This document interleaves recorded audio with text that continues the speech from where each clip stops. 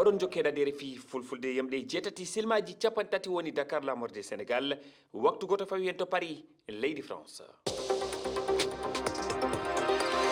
Ahmadou Barouba.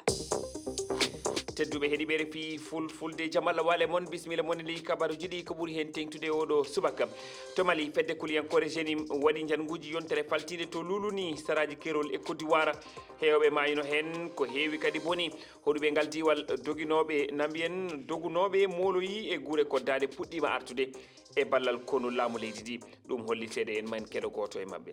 yogano jogui kayitaji no ɗofti sariya kono ɗum haɗani yaltinede Mauritanie won hen kadi barmuɓe ɓiɓɓe Guinée no gondi e caɗele guure e kisal e nder Mauritanie o saaha hewɓe mabɓe no diwe leydi ndi e mbaɗi cattudi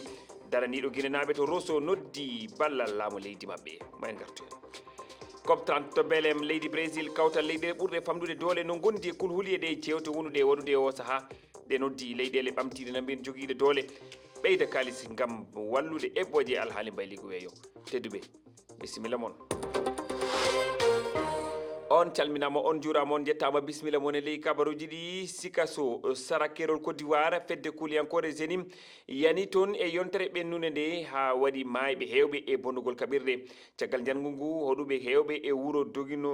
dogino moloyi e guure koddiɗe ɗe e wiide seede goto hande yoga e dognoɓe garti e nder wuuro ngo caggal nde konunkoɓe leydi ndi keptigo e juuɗe kuliyankoɓe ɓe keroɗen mo e fandu haala Lala Aïcha Doucouré.